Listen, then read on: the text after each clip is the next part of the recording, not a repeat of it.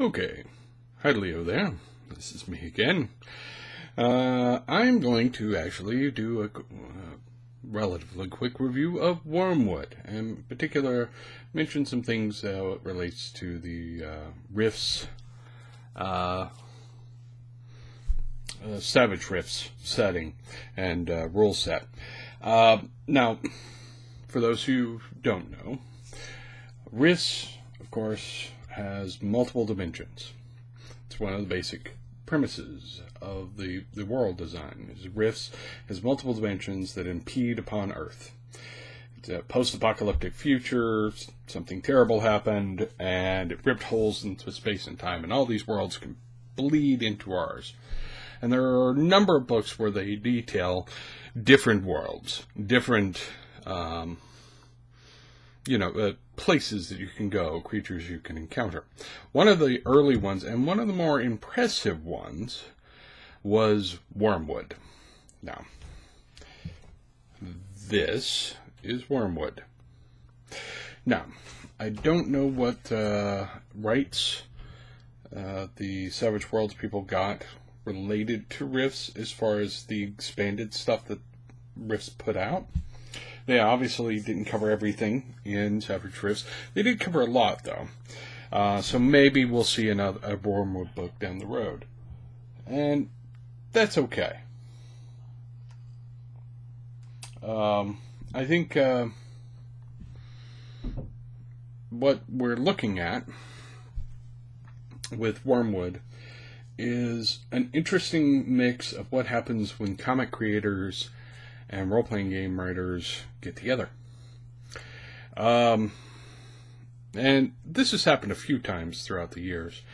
Actually, one of Palladium's other, remarkably interesting pieces was the Teenage Mutant Ninja Turtles role-playing game, which they also made with cooperation with a couple of comic creators, before Teenage Mutant Ninja Turtles became quite the phenomenon that it became. Back when it was a comics phenomenon more than a kid's cartoon and the live-action movies and all that. Sidestep that for a moment. Let's talk about Wormwood. Wormwood started as a comic book idea between Tim Truman or Tremaine. I've heard it pronounced both ways, and I don't know which one's the right one. And Flint Henry. Now, Tim Truman is, I'm going to call him Truman for the rest of this, just because I've heard it pronounced both ways, and I don't know which one's the right way, so I'm going to go with Truman. But, anyways, Tim Truman, he brilliant comics artist, and worked on a lot of things. His own projects, of course, some of my favorite comics of all time, Scout and Scout the War Shaman, and a few of his other projects have been just amazing. But he also worked on something that actually is vaguely like Rifts. He worked on Grimjack, which actually had a city in it that was impinged upon multiple different dimensions, and so you could end up dealing with all kinds of worlds and all kinds of rules for those worlds in the city of Sinisher. But he came up with Wormwood as a separate thing, and he just didn't finish turning it into a thing, I guess. He decided that maybe it would make a good role-playing game world. And according to the story in the front of the book, Kevin Symbiota is somebody who knows Tim Truman, and, he talked to him and said, "Hey, do you want to use this?" And he said, "Well, yeah, sure, but I want to make it part of my Rifts game. Is that okay?" And he said, "Yeah, sure." So he handed over what he had, and Kevin Symbiota added his own bits, and you end up with this really remarkable sort of odd mix of things. So the basic world that you can step through a rift and end up in is a world that is made of living flesh. the planet itself is made of living flesh. It is not cold stone and earth and empty seas. It is a living planet. The structures on it are made of living flesh. They're grown from the flesh of the planet. That alone is weird, I grant you. Add into that, there was a demonic invasion, and pretty much the demons have been winning. So it's sort of like what Rifts would be like further down the road when Rifts was the humans in Rifts were losing. And the last bastions of humanity are represented by the Cathedral of Light. So you have this sort of demonic influences. You have these organic, very alien world kind of influences, Geiger-esque, I guess.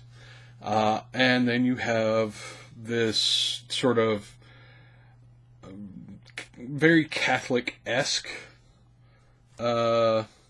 style of presentation of the last bastions of goodness and light in the world.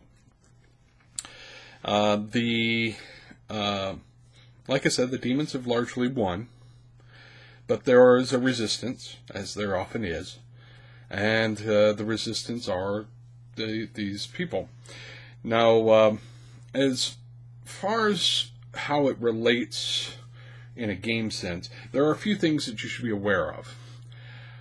For most of the technology that you are familiar with from Rifts and other science fiction settings as well, where it's all metal and stuff, they have a lot of organic equivalents. Instead of cyberware, they have symbiotes, things like that. The giant mech of this world, and giant mech are fairly common in Rifts in general, but in this one they're particularly large, 50, 100, 200 feet tall, and are living battle saints. They're awesome. And they are bonded to a single pilot. They can have many, many people on them, but they're bonded to a single pilot, and they can fight.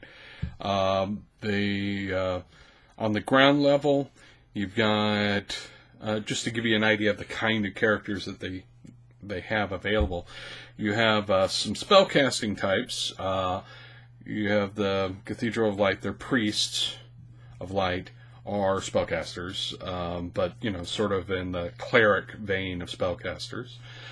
They had monks, and they are kind of like the monks from D&D, only less well developed, I guess. Honestly, if I were running it in the old Palladium system, I would have replaced them with like one of the martial arts masters from Ninjas and Super Spies. But yeah, but you know, they had these martial arts master monks. They had Apocs. Apocs are really cool because they're former warriors of light that fell to darkness and have decided to turn back to the light and become rabid warriors for light. And they wear these demon masks as a badge of what they've done and what they're trying to do. And they're just these really intense warriors. They're kind of borderline insane, and the mask gives them special abilities and causes fear in the enemy as they go along. Another spellcasting type they have are called the Worm Speakers. Worm Speakers are filled with symbiotic worms. Yeah, it's as gross as you think it does. And they're hanging out their mouth and wherever. And they're covered in symbiotes as well and have symbiotic armor and sometimes and they are priests of a sort as well. They talk to the planet. They are sort of the channel of the planet's will, or can help channel the power of the planet. You've got not one but two knightly orders, and of course the knights in this world are weird because, you know, they've got the sort of, we're wearing medieval style armor and wield swords, but they also carry around like 6-shooters and drive motorcycles, because why wouldn't you? or hover cycles sometimes, or possibly a horse, but mostly it seems like they're riding some sort of bike. And the two different orders are the Knights Hospitaller and the Knights Templar. And they are very different in their orientations, but essentially the same in how you would describe them in game mechanic time. So yeah, the presentation of the book is amazing. If you can get a copy, I suggest you do so. The artwork is amazing because they used a lot of the comics art that Tim Truman and Flint Henry did. And there's even a little vignette, a comics vignette, to give you an intro of what the world is like in there. And it's amazing. I would have liked to have read the actual comic. I would have liked to have seen them turn it into a real thing, is what I'm saying. But generally speaking, I think it's a good setting. It has some idiosyncrasies, to be sure. And I have to agree with my friend Lee Hammock, who suggested that I would like to see it done as its own rule system. If you were doing it in Savage Rifts, a lot of these things will end up in the category of Mars. But there are some spellcasters. You could reskin Apox as some sort of cyber or crazy. Same with the Symbiotic Warrior. It's just a reskin. There are, a few differences here and there, but it wouldn't take a lot to reskin this. I think that if you are a fan of the Rift setting and you have not gotten around to reading Wormwood, you owe it to yourself to go do it. Even if you're not a fan of the Rift setting, some of this will be hard to read, I guess, because it's told from the standpoint of Erin Tarn, and she's from the Rift setting, and she just happened to travel to Wormwood. But yeah, either way, there's a lot of really interesting world design. There's some things where it just sort of peters off, it doesn't really follow through all the way, but it gives you enough to work with to make it a really viable and interesting place. Anyway, that's my review of Wormwood. The next review I do will be Unknown Armies, so that'll be fun. And I will, of course, get back to you when I can. As I've said in some previous videos, I have a member of my family who's having some health problems, so my time is maybe not my own. So for next few weeks at least, it may be intermittent, but I'm going to try and get that Unknown Armies review out soon. Anyway, subscribe, like, share with people if you'd like to, and I'll talk to you later.